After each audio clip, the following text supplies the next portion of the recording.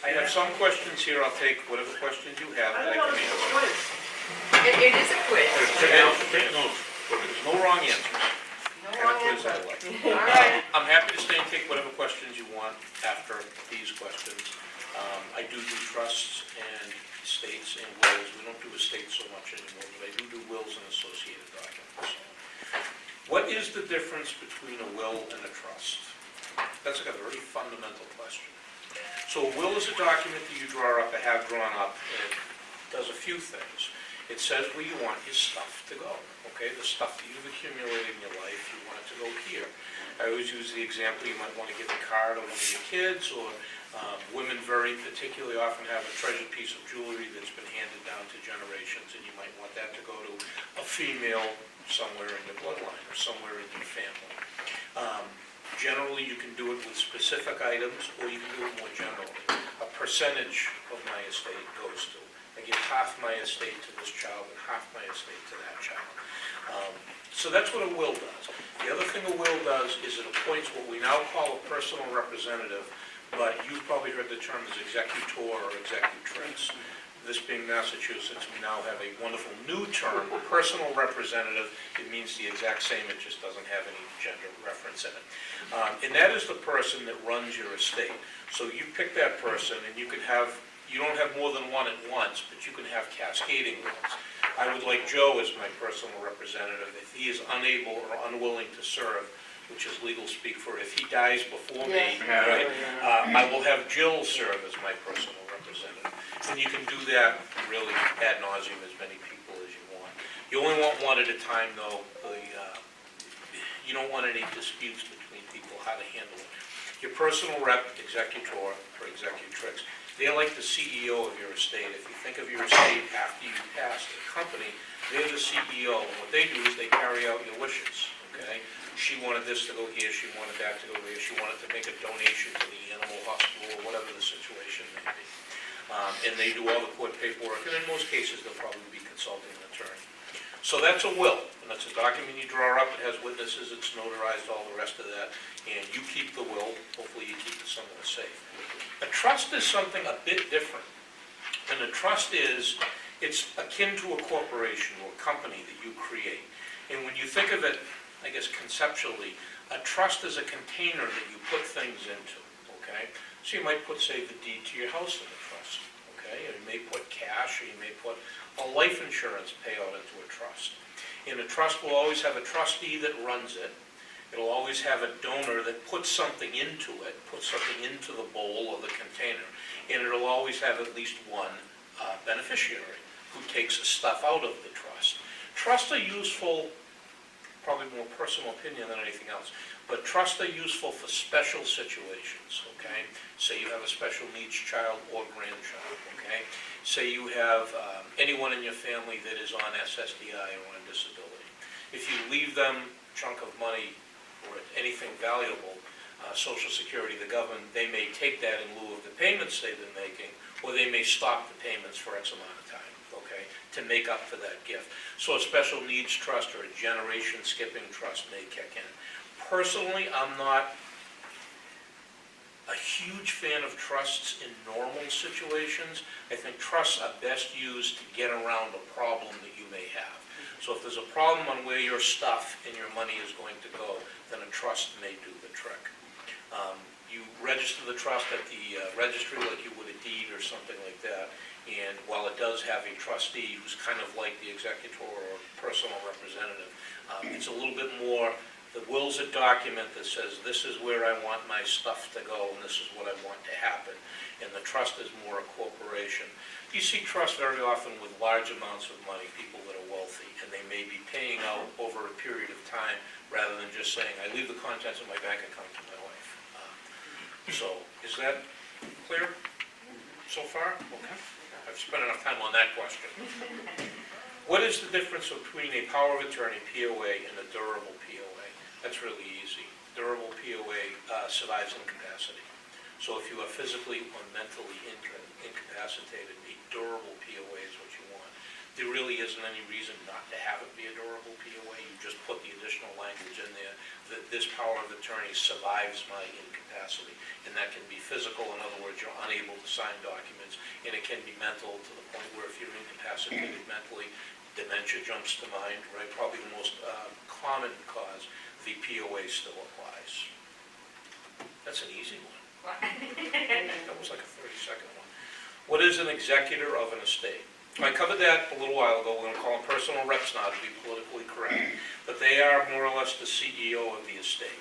And what happens is that they really have a lot of power. If the will that they're acting under is drawn up correctly, they have a lot of power. They can buy and sell property. They can make investments. Think of the executor of a huge estate. Bill Gates or somebody like that that has vast wealth and vast assets. Think if you were his executor or personal rep. I mean, it'd be a full-time job, and you'd probably have a staff, right? Because it's going to be ongoing, managing all that wealth. So you take a smaller, regular people who work for a living estate, and you're probably going to distribute assets once or twice, and you're probably going to be done with it. But on a bigger estate, especially if there's a trust and there's a lot of assets, the executor or personal rep, it may almost be a full-time job, and it may be a continuing duty. You have a fiduciary duty, which means no self-dealing, which means you can't take things out of the estate for yourself. You have to sign a bond to that extent or to that effect that you're not going to engage in any self-dealing. So you owe the estate your duty of fiduciary care and responsibility. And really what that is cool, loyal language for you have to do the right thing, and you really can't be taking anything for yourself. No samples. No samples, right, no samples. When you look at the executor of an estate, like I said, he has great powers. I had a case, and I have to be deliberately vague for confidentiality reasons, but I had a case in which the mother had passed, and the mother had significant assets. She left to 2 children, and her ex-husband was trying to get at those assets. And what I advised my client to do, and you have the power to do it, you can pay off people who are challenging the will or challenging the estate. So if you're the executor of the estate, I'm going to use the term on the card, if you're the executor of the estate and you have somebody that's challenging, say it's a rather large estate, say it's $1 million, and somebody's coming in saying, it's unusual but not unheard of. I'm entitled to a piece of this because you can, as the executor, hopefully with an attorney's help, you'll evaluate the strength of that claim. Does this person really have anything to stand on, or are they just making up money and trying to, their great aunt, trying to tap into their great aunt's estate? If the executor chooses, he has the power to say, I'll tell you what, I'll give you a small amount of money to go away and to waive any claim you have against the estate. And so I've done, as a matter of fact, I've done that in 2 cases, where you give the person a much smaller amount of money to go away, waive their claims against the estate. So when you think of the executor, and if you ever look at a will, there's an awful lot of language in there that says what the executive's powers are. So it's actually a powerful position. Okay. What is a healthcare proxy? So let me start by saying what it isn't, okay? It is not a permission slip to pull the plug, okay? Which I think a lot of people think that it is. A healthcare proxy is a document that allows you to make decisions for a person if they are unable to make them for themselves. And you think here mostly mental incapacity, right? It could be physical incapacity, but you think mostly mental incapacity. So if you look at someone that has ongoing medical treatment and the doctors want to perform a procedure or a test, or they're going to go this way with treatment, or they're going to go another way with treatment, the healthcare proxy, if it's invoked, if the patient isn't able to make those decisions, the healthcare proxy can say, I'll make those decisions. We're not going to do this type of treatment, we're going to do that type of treatment. When you talk about end-of-life care, i.e. my jest at the beginning about pulling the plug, a healthcare proxy doesn't really affect that very much, if at all. You have situations, there may be a DNR, a do not resuscitate. Those decisions are reached largely by medical professionals. They'll talk to the family and they'll talk to the healthcare proxy if there is one. I think the decision end-of-life care or palliative care only or no care at all, as the situation may demand, it's kind of, those decisions are kind of made independently of a healthcare proxy. So it's not a permission slip to pull the plug. What happens if I have none of my affairs in order and I pass away? That's like really the crux of the whole matter, isn't it? Okay. I had a client who was actually a friend of mine, and his wife was diagnosed with a terminal cancer, and she had some time. And she was able to get all of her affairs in order before she passed away. So when you use general terms like all of your affairs in order, it really comes down to this. Get rid of everything so you don't have to file an estate. If you were terminally ill and you knew you were going to pass away, decide while you're alive who gets the car, who gets this, who gets that, and then distribute those assets. And the goal in that case is to die poor, is to die penniless. And you've already done your distribution. There's no reason to even file an estate. So you're saving money on court costs and attorney's costs and things like that. Of course, that works wonderfully if you know you're going to pass away and when you're going to pass away, but it doesn't work for most of the rest of us who don't have any such notice. I think the biggest problem that comes in is documentation, okay? I deal with a lot of people who come in and, my mom passed away. My mom passed away unexpectedly. I don't know where to begin. Well, bank accounts, financial documents. What does she own? Does she own any real property, any land, any houses, or another vacation home? Titles to cars, things like that. So the first thing you want to do is you're going to make some kind of inventory, okay? And then you're going to, if there's a will, if there isn't a will, you're going to make some decisions on what goes on. What I tell people when I do a will for them is go down to BJ's at Target, I think, works, and they have those little lock boxes that are supposedly fireproof, and at least somewhat fireproof, and they have a lock on them. Take your important documents and put them in there. If you have a will, a healthcare proxy, or a power of attorney, those are the top three, and we've already mentioned all of them. Take those and put them in there. If there's a key, you have to tell somebody else where the key is, okay? You'd be surprised, okay? You'd be surprised. Tell at least a couple people the key's in my top bedroom drawer. If I pass away suddenly, go into the box that's in the closet. It will contain most, if not all, of what you need. You probably want to put a bank statement in there at least once a year. It'll have the account number on it. And the titles to your cars, if they're paid off, if the loan company doesn't have them. And any deeds or anything like that to any property, any life insurance policies.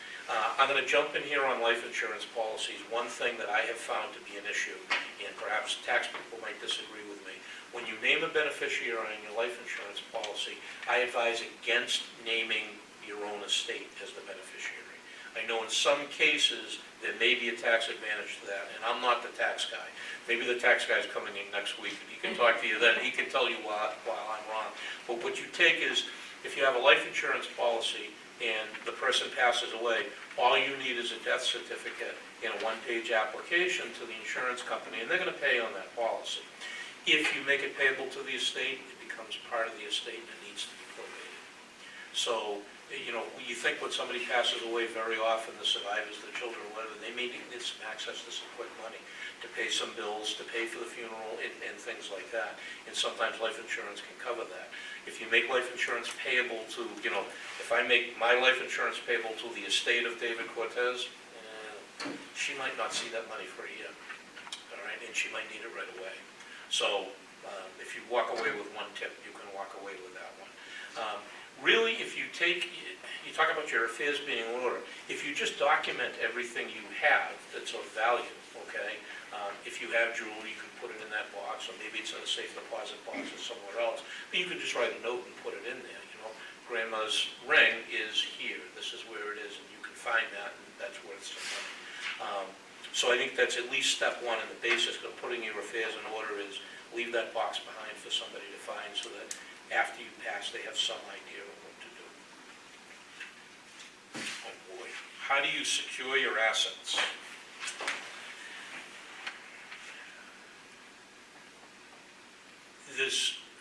There's a number of different ways to approach this question.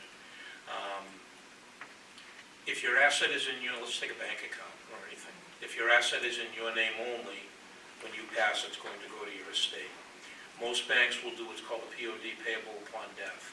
So I could have a bank account in my name only, and then say payable upon death, say to my son. And the only hoop he would have to jump through to get that money would be to show up with a death certificate at the bank. You can always have joint accounts, and you can put your survivors' names on the account. When you do that, the caveat for that is they can also access it while you're alive, okay? So if you put your son, if you put Junior on there, and Junior can go to that bank account, if his name is on the account, he can take money out. He could deposit money, he can take money out, probably more likely he's gonna take it out. So you could secure assets that way. I'm gonna go to what I think the questioner meant, and I'm gonna talk about Mass Health, okay? If any of us end up in a facility, most people don't have the money to pay for that on their own. And even a lot of long-term care insurance programs, you know, a nursing home can cost anywhere from $12,000 to $15,000 a month, way up. Way up. So most people don't have those amount of assets on a continuing basis to pay for that. So if you don't, Mass Health comes in and Mass Health pays for it. That's the good news. The bad news is they go after any assets that the patient in the nursing home might have. There are some exceptions, and I'm not going to get into the nitty-gritty, but they certainly are very good at finding real estate that the person has and putting a lien on it. And when you think it's there's really only two open-end liens you see very often. One's a tax lien, and the other one's a Mass Health lien for nursing home care or for extended care, because nobody can put a dollar figure on that because you're in there generating, you know, nursing home fees every month. Mass Health has a 5-year look back. So they look back, if I went into a nursing home today, they're gonna look back and see if I moved any assets, distributed any of my assets over the past 5 years. And if it's within the past 5 years, they reserve the right to go after those assets. So what doesn't work is, once we know that grandma's gonna go into a nursing home, you can't basically distribute her assets on Monday and then put her in the nursing home on Wednesday. Mass Health is still gonna come back and go after those assets. There are a number of ways, trusts are certainly one. You can certainly do what we call inter vivos gifts, which is while you're alive, when you know you're towards the end of your lifespan and maybe you have more things and money than you probably will need, you can start giving some of it away prior to the end. And there's that much less to probate, and if Mass Health does become involved, there's that much less for them to take. One of the other things that you can do that we've done in a lot of circumstances, many of these things I've done within my own family when my mother was alive and prior to that, you can deed your home or any property to, you can deed one home, you can deed one property to, say, your children. So say you're a regular nuclear family, husband, wife, 2 children, just as an example. And you're getting along in years and you want to leave the house to the kids, but you're worried about being institutionalized, and you're worried about Mass Health. You can deed the house to the children, and you can retain a life estate for yourself. So that means if your kids are so inclined, they can't get sick of mom and dad living in the house and throw you out, okay? You're entitled to live in the house. You know, they can't live, unless you want them to live with you. You're entitled to all the benefits of the house and the land and everything until you pass away. But when you pass away, the property goes automatically to whoever it's actually already theirs. You're just living out that life estate. So if you do that and the 5-year period passes, Mass Health will have very little, if any, claim. They can still assert a claim based on the life estate, but it's much less than the value of the property would be. So I will warn you that once you do that, that it is more or less irrevocable, okay? It's not easy, even if your children agree, it's not easy to go back and undo. So you know, if you're gonna sell your house and buy a motorhome and tour the country, this is not for you. And if you're gonna sell the house and take the money and take a cruise around the world, this is not for you either. It's a permanent decision. But on the other hand, if you know where your house is gonna go when you pass away, you don't plan on moving or anything like that, and you'd just like to live there, then deeding the house to whoever your survivors might be is not a bad idea. It's a good option. All right, securing assets. How much can you gift away? Well, if you don't care how the IRS taxes you, there's no limit, right? You can give anything you want. I think the current limit now, and it's a tax question, and I emphasize that I don't do tax work, to a family member, I think you can gift $17,000 a year without you being taxed and without the family member being taxed. Don't quote me on the amount, I'm not 100% sure, but obviously after that, it's going to be taxed at a rate to them when they get it, and it could affect your tax position as well. So if you're looking at gifting assets, not a bad idea, but you definitely want to talk to a tax professional and have him or her tell you the best way to do it so that you don't incur a huge tax bill on whoever you're giving it to, and you don't change your tax position either. So it may be that you would just write a check every Christmas or every January 1st for a given amount, and your tax person would give you the blessing on that and tell you you're all set. And it is a good way, rather than spending, to start gifting assets prior to the point where they'd be estate assets. What happens with my stocks and savings bonds? I don't know. If you have a stock account with a broker, you would put a beneficiary on that, okay? So you say if you have a stock account with a broker, my understanding is you would have a beneficiary, your spouse, your children, whoever you might want to be. And then whatever that's worth at the time of your death, that would go to whoever the beneficiary is. Savings bonds, I usually have a name on them. I know when my children were born, all the relatives showed up right with savings bonds for the kids. I still have them. I'm not going to give them my kids, they're going to spend it. So there's usually a name on a savings bond, okay? I think, I'm not going to say anymore because I'm not 100% sure, but if you think of a savings bond, it's not really cash, but it's in somebody's name. So I think if you wanted to transfer it, I know that you can transfer it by going to a bank, okay, at the proper bank and turning it in, and some are worth much more than the face value, right? You may have a $50 or $100 bond, it took 20 years to reach maturity, but maybe now it's 30 years old, so it's over $50 or $100, and it may have gained some additional interest.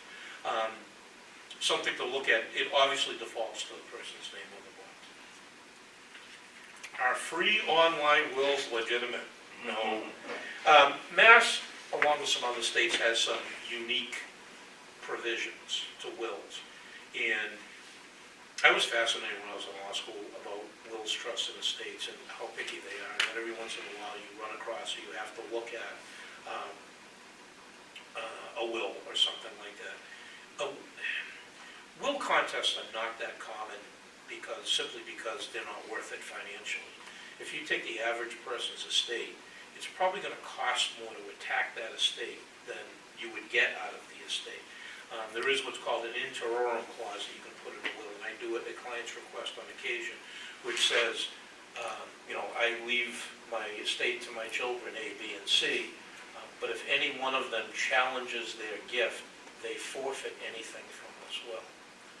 So if, say, B says, I should get more than a third, I took care of him when he was dying, I should get a half, or I should get 60%. If he files a will challenge, he forfeits his 33% that he would have gotten. So what that is very strong incentive language not to challenge Dad's will, right? That's the intention, and that's how it works out as long as everything is done properly. This is one of those, and I hate to, I know it's a form, I hate to sell lawyers and I hate to sell the legal profession. I'm not here to drum up business for myself, but I think this in filing an estate is one of those things where I just don't believe it should be a do-it-yourself thing.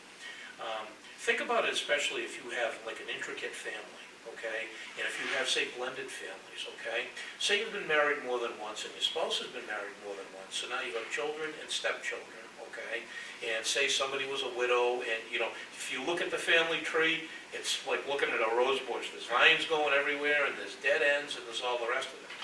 When you're drafting a will, and not to say that I'm perfect or anyone else is perfect, you have to account for every situation that might occur, okay? So the most obvious one is if your kids are young, you have to account for the fact that they may die before you. That can happen. That's a possibility, as unpleasant as it is to talk about. They may reach age 20 or 25, they may have grandchildren, and then they may pass away and the grandchildren survive. The grandchildren, it's not a good idea, nor is it lawful in most circumstances, to leave a gift of money to somebody under the age of majority. So how are we going to handle that? I leave my money to my children. If they don't survive me, I leave it to my grandchildren, but then you have to set up within the will trust language that covers the fact that the grandchildren may not be 18, or may not be 21, whatever age you choose. So when you look at the free online wills, to me, you're taking a risk, okay? With an attorney, he or she should know what he's doing if he's offering the service, and he should be able to make suggestions and offer you options. We have people come in like, what do you want to do? What do you want to happen? And there are some things that can't happen. There are no joint wills in Massachusetts. You can't have one joint will between two spouses. They have to have individual wills. A lot of people think that they can will their children. If I die, I want my child to go to my sister Susan. I don't want her to go to anybody else on my wife's side. I want her to go to... You can't do that in the will. That's the province of, no matter how good an idea it might be, that's the province of the probate court, okay? If you die and you leave a child behind, you know, if the other spouse is not in the picture, or the other parent, I should say, is not in the picture, or the other parent dies with you, say in a car accident, the probate court will decide. And, you know, your survivors can go and make an application to the probate court. They can do a guardianship, or they can do an adoption, there are a number of things that they can do. But you can't write in your will that I want it to be this one, and I don't want it to be any of those other people. You can always make suggestions in a will for your personal rep to look at and understand, but it doesn't, that, you know, doesn't carry any legal weight at all. I got through all of those. No. You guys didn't stump me. It's good. Any other questions? Yes. Shoot, go ahead. What was it here? Okay. You have an estate and you have stocks, let's just pick Yep. stocks, and you got a pile of stocks. You in your will said, I want my estate or my assets to be distributed equally between A and B, Sure. right? And so is the practice to have the executor sell all the stocks and just divvy money, or actually split the stock itself? If The you have executor- 1,000 shares, is Yep. 500 to them and 500 to them? The executor can do whichever he wants to accomplish what you wrote in the will. So if you write a will and you say, I leave my entire estate to my children A and B, and, you know, in equal shares, that's the term you would use. In equal shares, share and share alike. So now you run into a few things, okay? The day you pass away, say you have stock that's worth $1 million. Should I cash it in now?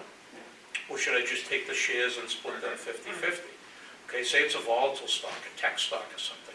Might be worth $1 million today, might be worth a heck of a lot less tomorrow, or a heck of a lot more. You think of the average estate probably taking months to a year to probate at least, more complicated ones taking more than that.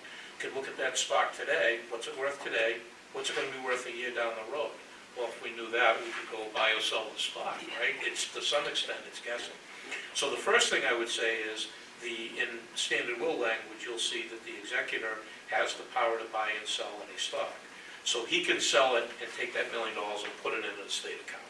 If he looks at it and he says, boy, I think Microsoft is going to take a hit. I think they're going downhill. There's $1 million worth of Microsoft, but I think their day has come and gone. I think a year from now, it's not going to be worth $1 million. He could take the stock, sell it, and put the $1 million in the estate account, okay? If the A and B agree on how things are going to work, he's got a classic Corvette that's worth $100,000. And B says, boy, I really want that. I've always wanted that Corvette. The estate, the executor or the personal representative can say, yeah, that'll come out of your half. The whole estate is valued at, $2 million. If you want the Corvette and the other person doesn't object, or actually he doesn't even have to, the executor has that power to say, I'm going to give the Corvette to B, and that's $100,000 of the $1 million that he's due. So that's all the powers that an executor has. And he or she, and I shouldn't say he or she can decide what the best way to do things are.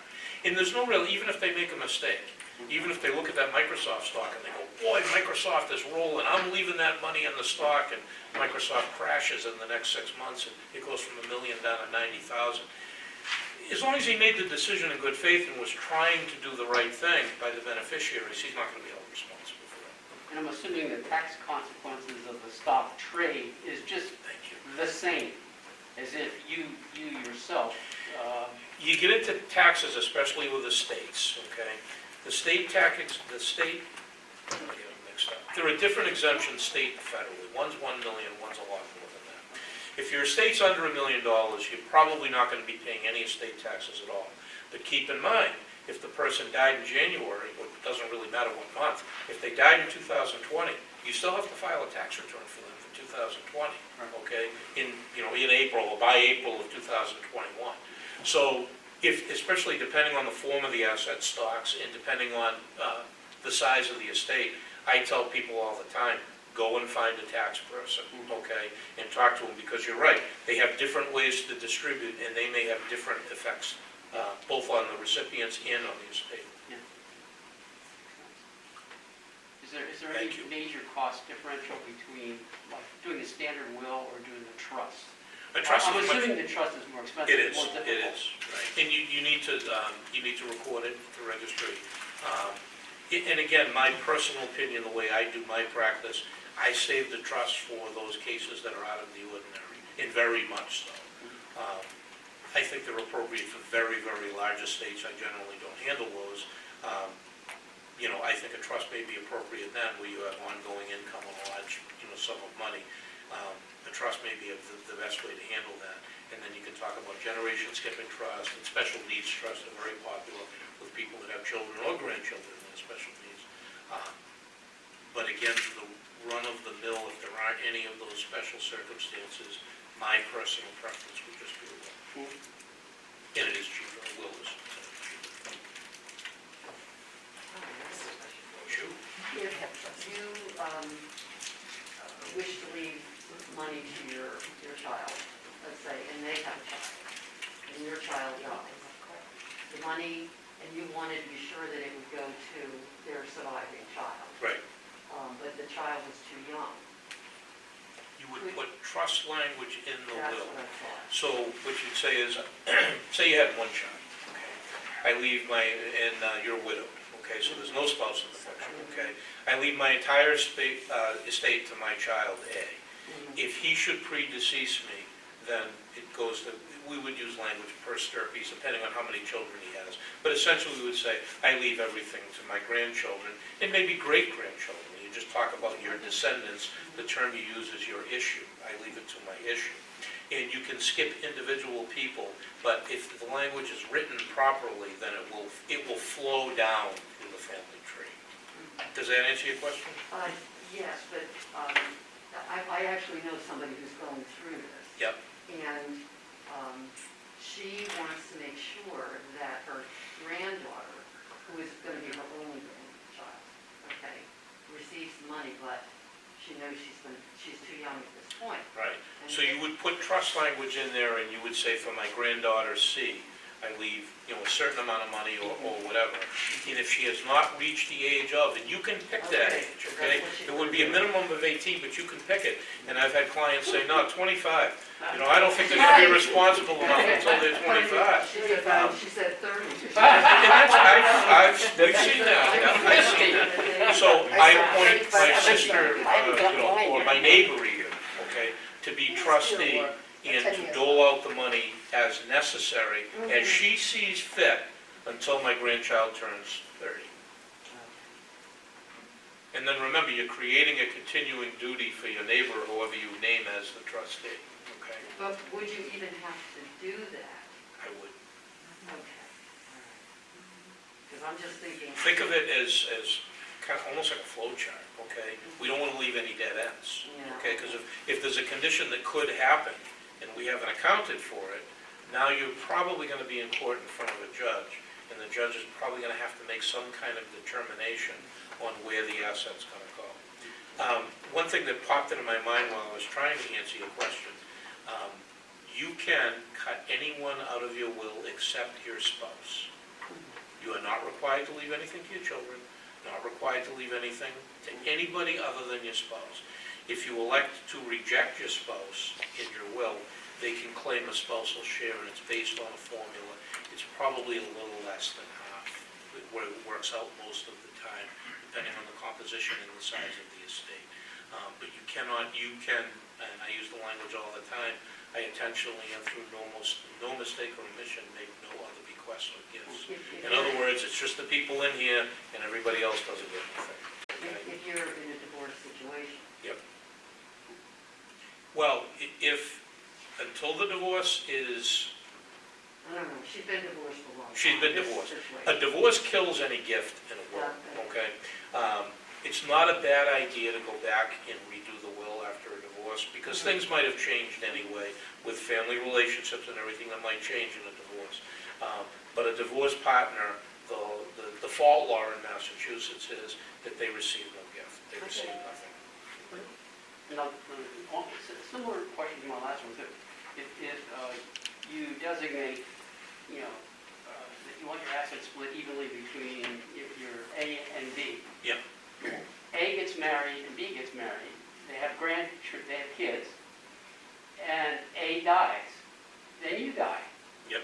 What happens to A's? Depends on how you wrote the will. You That's have to, right. you That's have to why I'm account for asking. I that. wanna be You sure have to that write that's for that. okay. And you can Going say, down the line. right, you can say that it goes down the line, or you can say it all goes to the other child, The okay? other And child- then A's children, How about A's wife? Specify that. that's one I'm gonna answer with the famous two-word answer, it depends. It Yeah. depends on a lot of factors, okay? So it's all about tying up any It loose is. end that you think Right. could Yeah. happen. Exactly. You just But if you plan get for it- anything. But if you do that legally, with legalese Yes. in the will, Yeah. clearly define that that is not to happen, You can, then you can, because you can certainly draft a will that leaves something to your child, and then if your child predeceases you, completely, I hate to use the word cuts out, but Yeah. completely omits any spouse that may have been there. I see. Yeah, Okay. that can be done. So back to the will, Yep. again. How often, what's your rule of thumb for updating wills? When a life event changes, when something Okay. changes, a divorce would certainly be one. Yep. A death anywhere of anyone that's mentioned in the will. It's not a bad idea to take it out now and then and look at it. Yeah. There's no real, I mean, if you wrote a will in, 1975, it's still good today, okay? It may not have the same language and things may have changed, but that will's still good and probatable today, even though it's gonna say executor or an executrix and all the rest of that. It doesn't change the validity of it at all. But you can take it out and look at it, and, I have quite a few people that come back that wanna change them fairly often, okay? And that's up to you. But I would certainly say that after a death of anybody closely related to you, and certainly after a divorce or anything like that, just take it out and peek at it, and just say, hey, does this do what I want it to do, or is it time to change something?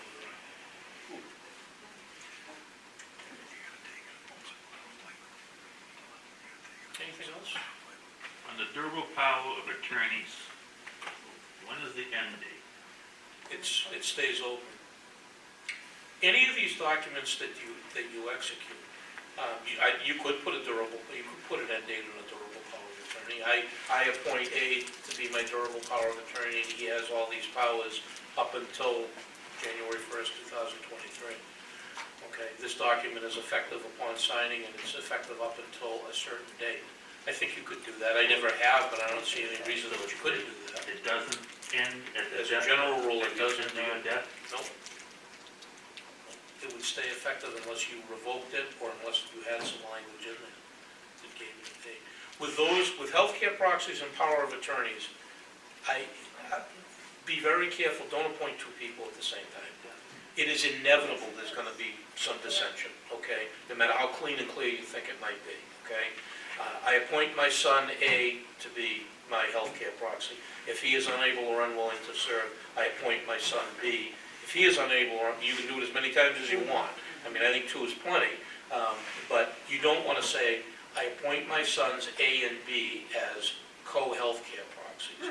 You are setting up a situation where there's going to be dissent between the two of them. You guys didn't stop me yet. Anything else? Oh, good. Thank you for listening. Yeah, thanks so much for doing Thank you this. so much. I appreciate it. For those farmers, Right.